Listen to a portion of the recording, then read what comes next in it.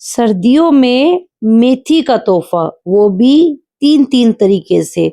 आइए शुरुआत करते हैं और सुनिए।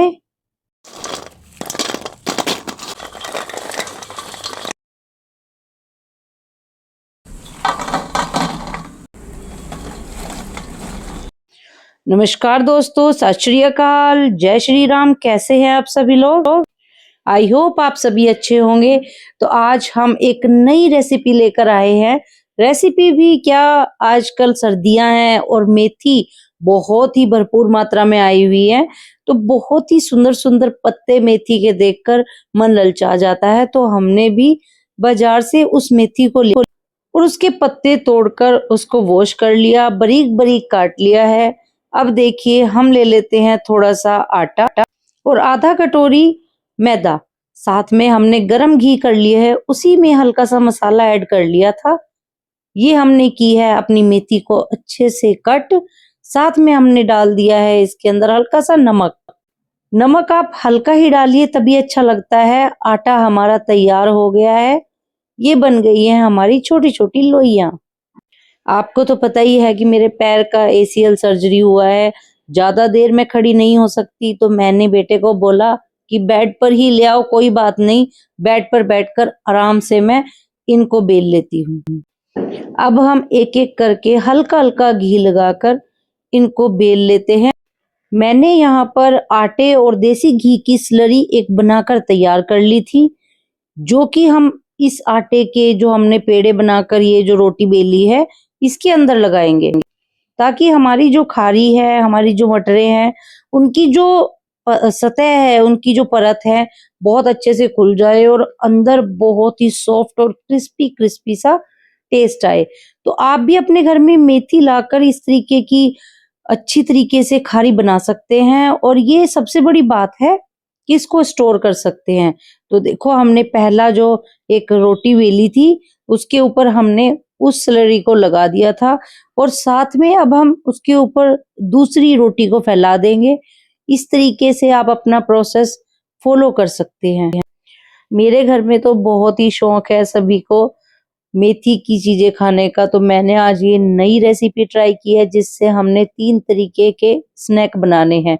अब आप देख सकते हैं कि जब हमने पांचों रोटियों को इस तरीके से एक दूसरे के ऊपर बीच में स्लरी लगाते गए और हाथ से इसको फैला लीजिए।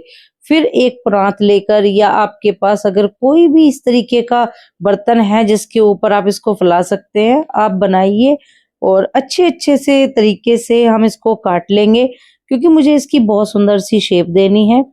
तो आप देख सकते हैं कि हमने इसको कट कर लिया और ये स्क्वायर शेप में हो गया है हमारा। अब हम इसको काट लेंगे बहुत अच्छे से।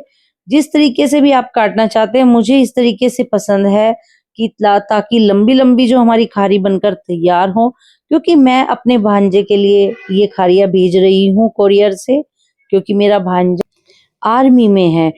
तो इस तरीके से आप देखिए, बहुत ही आराम से इसकी शेप दीजिएगा। देखिए कितनी ही सुंदर लग रही है और कितनी अच्छे से इसकी जो परतें हैं वो भी आपको दिखाई दे रही होंगी।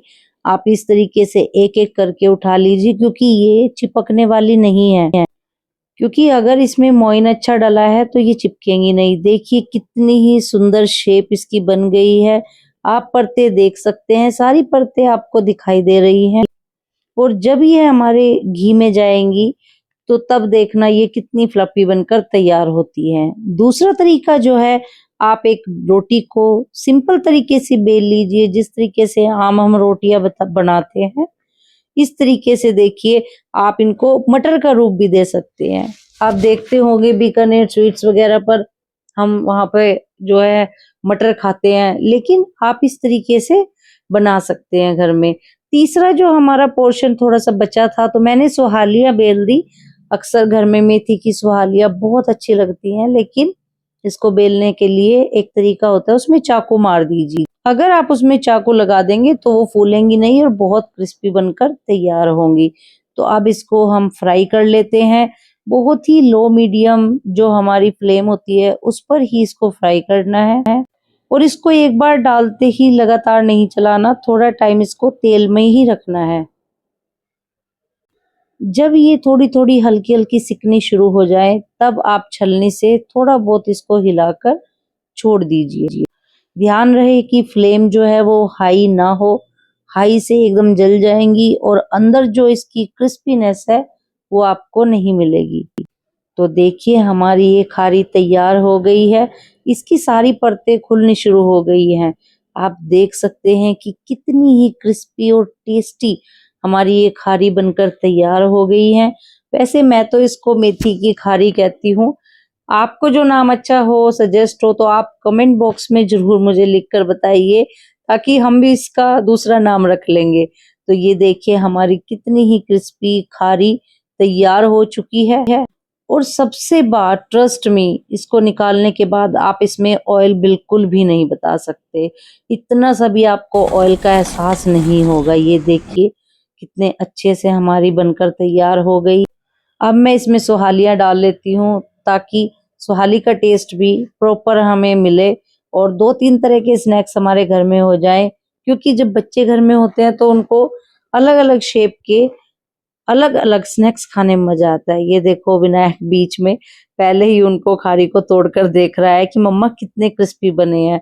तो ये हमारी सुहाली भी बनकर तैयार हो गई है। ये देखो हमारी सुहाली कितनी टेस्टी लग रही है और हेल्दी भी है। जो घर में बच्चे मेथी नहीं खाते उनको भर भर के अब आप मेथी की सुहालिया, मेथी की खारी, मेथी की मटर खिला सकते हैं। चाय और कॉफी के साथ आप इस स्नैक्स को एंजॉय कर सकते हैं। देखिएगा कितनी ही टेस्टी हमारी ये सुहालियाँ भी तैयार हो गई हैं। आपको अगर हमारी रेसिपी अच्छी लग रही है तो प्लीज़ आप कमेंट बॉक्स में ज़रूर टेस्टी खारी, टेस्टी सुहाली या टेस्टी मटर लिख सकते हैं।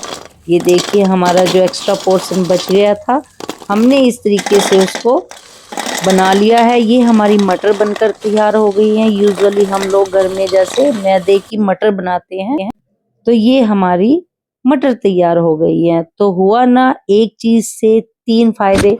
तो अब हम दिखाते हैं आपको इनकी आवाज।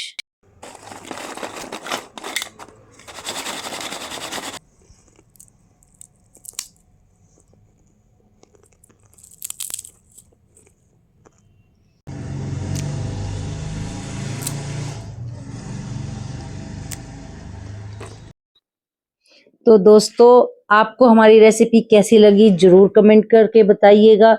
चैनल पर नए हैं तो सब्सक्राइब कर लीजिए, और जिन्होंने हमें सब्सक्राइब किया हुआ है उनके लिए ये सारे पकवान थैंक यू सो मच। आप हमें बहुत सपोर्ट करते हैं, आपके सपोर्ट के कारण हमारे 49 सब्सक्राइबर हो गए हैं, और आप हमें ऐसे ही सपोर्ट करते रहिएगा।